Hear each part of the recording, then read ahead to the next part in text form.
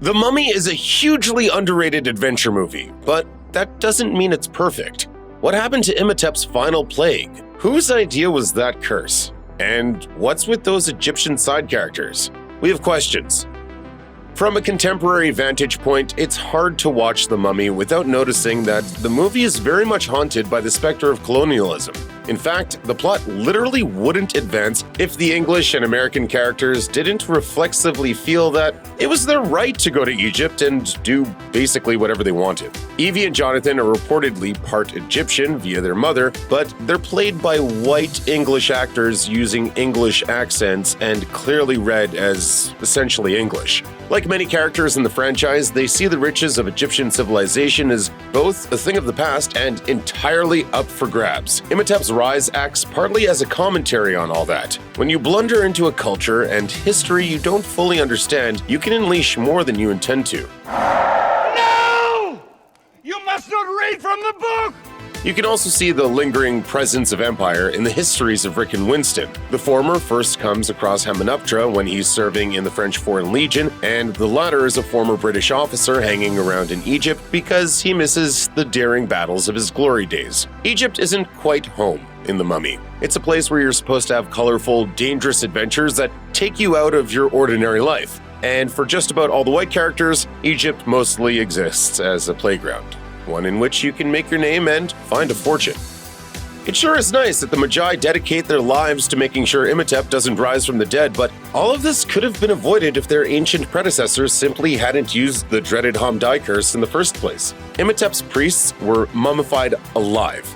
Isn't that punishment enough for the man himself? Did someone really need to include flesh-eating scarabs and magical incantations to make Imhotep's death just a little bit worse than it would be already when the consequences could be so dire? If you have two means of slow, gruesome, and painful execution to choose from, it seems that you should always choose the one that can't potentially backfire and give your enemy immortality, invincibility, and the chance to destroy the world. Why risk it for one more twist of the knife?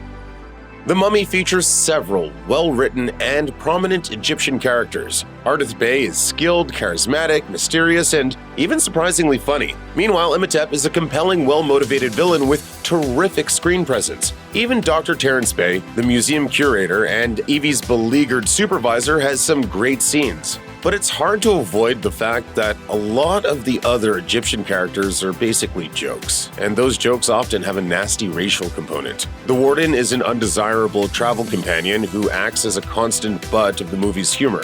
It's particularly uncomfortable that Jonathan keeps saying that he smells bad. Even his death by flesh-eating scarabs, which sounds horrific in theory, hits like a comedic beat. When Imhotep's return to life and power seemingly convinces most of Cairo to go along with him, their mass-mumbled chanting and lifeless shambling seem like a visual gag. They're essentially zombies. It's great that the movie boasts some bold, interesting characters of color. It's just unfortunate that many of the supporting characters fall into some pretty ugly stereotypes. Nobody should quibble too much about the technical details in a film that includes mummies, resurrection spells, and ancient curses. Still, you may find yourself asking, is the map to Imhotep really going to remain intact after more than 3,000 years? Actually, it turns out that this isn't as unlikely as it may seem. Thousands of pieces of ancient Egyptian papyrus have survived into the modern day thanks to the arid Egyptian weather. While the paper might decay quickly in more humid environments, it's much safer in the desert. But if you've raised your eyebrows at that pristine map in The Mummy, your suspicions weren't completely unfounded, as there's a little bit of Hollywood cleanup going on here. Papyrus documents from as far back as 4,500 years ago have survived into the present day, but it's fair to say that they don't tend to be in sparkling condition. Uncharacteristically, when Imhotep takes poor Mr. Burns' eyes, the Mummy misses the chance for a great, if cruel, gag. Burns says early on that without glasses, he couldn't even see well enough to play cards, and when his glasses are broken in the mad scramble after Imhotep rises, it becomes clear that he wasn't exaggerating. His view of the world is a blurry mess. Of course, Burns' vision is about to get even worse, as Imhotep tears out his eyes and tongue to replace his own, kickstarting his journey back to life. The film only shows the aftermath, but it's surprisingly harrowing. It also inevitably raises a big question. If Imhotep took Burns' eyes, shouldn't he have Burns' terrible, swimmy vision? A cursed mummy who's barely able to see his own crumbling hand in front of his decaying face is exactly the kind of comedic beat the mummy could pull off, so it feels like a shame to miss it. The best the audience gets is a hint, as when Imhotep is getting used to his new eyes, he squints slightly at Evie, which feels like a nod to Burns' poor eyesight, but it's not exactly the payoff that the earlier setup deserved. What makes Imhotep evil? From a modern-day standpoint, it's hard to condemn the fact that he slept with the pharaoh's mistress. Imhotep and Anck-su-namun were genuinely and passionately in love, while the pharaoh seemed to only treat her as property. Even though it's almost always a bad idea to dabble in resurrection magic, Imhotep's initial quest to bring Anck-su-namun back to life feels like a grand romantic tragedy, not the beginning of descent into supervillainy. When he comes back from the dead, however, he becomes a literal monster. Imhotep seems to take pleasure in causing fear and suffering, and his ultimate plan is to take control of the entire world. So why the change? Answer: the Hamdai. The curse that was inflicted on him didn't just give him the potential for superpowered resurrection, it fated him to bring about death and even all the plagues of Egypt. In essence, the Hamdai doomed the world partly by taking away Imhotep's free will. Chalk that up as another win for the Magi. The Mummy is a real delight of a movie, but part of what makes it so enjoyable is that it never really dwells on any of the carnage that takes place along the way. That serves the movie's tone well, but after a certain number of rewatches, it's hard not to notice how blithe the protagonists can be about all that death and destruction. Americans. When the warden dies a truly horrific death, they're not shaken so much as confused. Within minutes, Jonathan is cracking a joke at his expense. Within an hour or two, Rick and Evie are having a flirtatious interlude by the fire. The same apathy is clear when the American expedition team starts dying off too. At this point, the heroes have interacted with these people a fair amount, both on and off screen, and you might expect them to feel something about their deaths. Or you might think they would feel at least some guilt at having inadvertently kickstarted Imhotep's devastating reign of terror. In both cases, not so much.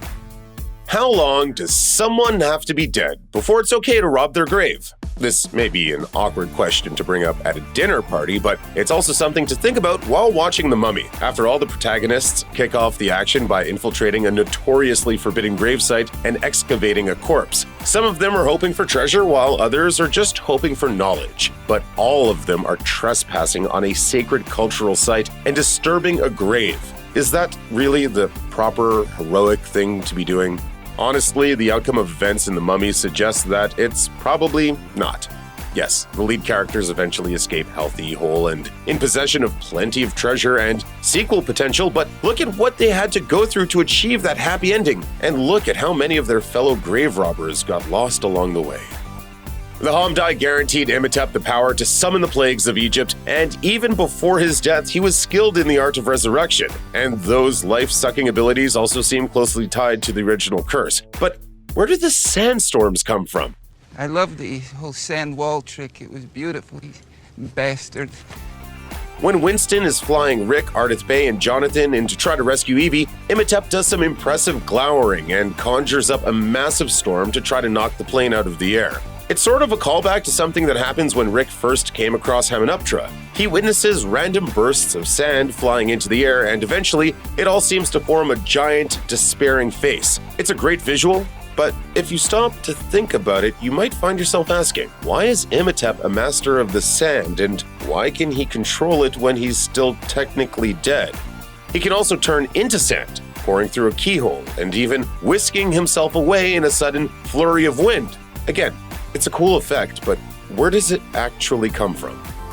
The prophecy predicts that a resurrected Imhotep will bring the return of the 10 plagues of Egypt. Most of them hit quickly. All the water turns to blood, flies and frogs swarm, boils strike most of the population, and an eclipse blots out the sun. Most of this takes place on screen, and it's fair to assume that more is happening elsewhere. But this plague progression still leaves the viewer with some unanswered questions. For starters, why doesn't the main cast get affected by them? Evie and Jonathan are both half Egyptian, and in The Mummy Returns, it's revealed that Rick is actually descended from the Magi. All of them have apparently lived there for years. Shouldn't they have at least a few boils on them? But the biggest issue is with the 10th plague, the death of the firstborn sons. The movie never mentions this one, even though it could have provided some amped-up third-act stakes. What if they had to race to stop Imhotep, partly to keep this plague from devastating Egypt and potentially killing Jonathan, the source of the movie's comedic relief? Instead, it just never comes up, making for something of an odd plot hole.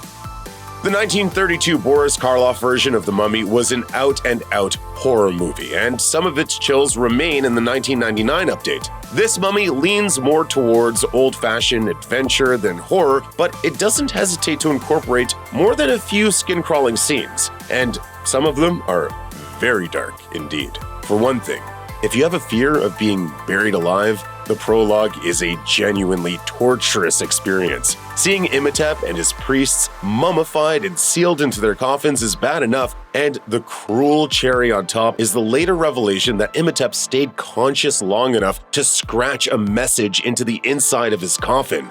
Then there are the scarabs themselves, giant bugs that immediately burrow under your skin. Nobody loves that.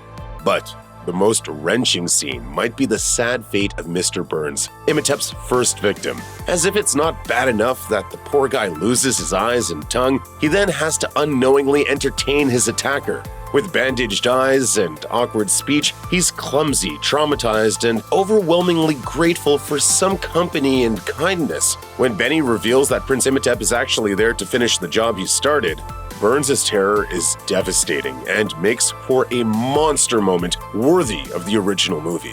Check out one of our newest videos right here. Plus, even more Looper videos about your favorite movies are coming soon. Subscribe to our YouTube channel and hit the bell so you don't miss a single one.